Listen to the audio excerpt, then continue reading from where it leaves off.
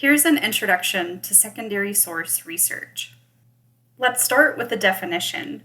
Secondary sources are text composed by a researcher, not a witness.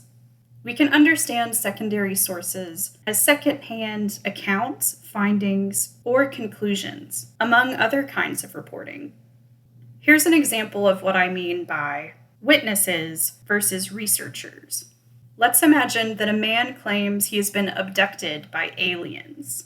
After his abduction, he writes about these experiences in his diary. Then a ufologist, which is someone who studies UFOs, discovers the diary and includes it as a source in his book on UFOs. The man's diary about his abduction experience is an example of a primary source because it's been written by a witness to a particular event, in this case, an alien abduction.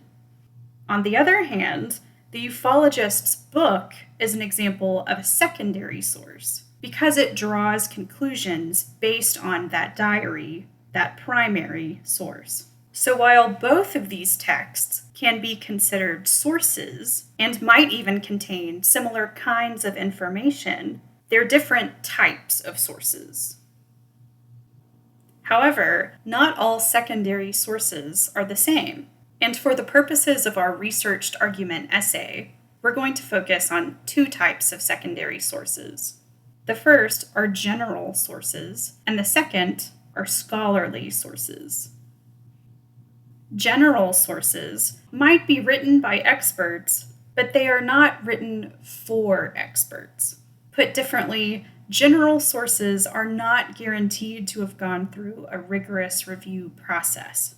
These are sources that can often be found through a general search engine, like Google. For example, government and university websites, newspaper articles, and blogs are all examples of general sources, because while they might have been written by experts, their target audience is a general audience. Unlike general sources, scholarly sources are written by experts and for experts. Additionally, scholarly sources have been peer-reviewed, meaning that they have been fact-checked and edited by other experts.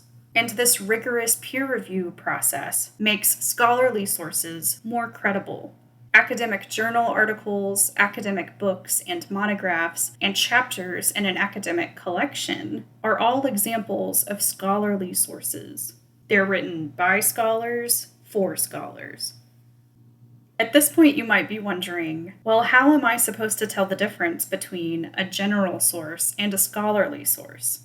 To examine the credibility of a source, I recommend that you pay attention to its currency, relevancy, authority, accuracy, and purpose.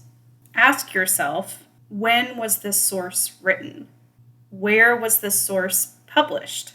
Who has written this text? How does the writer support their major claim? Are they relying on general sources that may not be peer-reviewed or accurate? Or are they themselves using scholarly sources to support their thesis?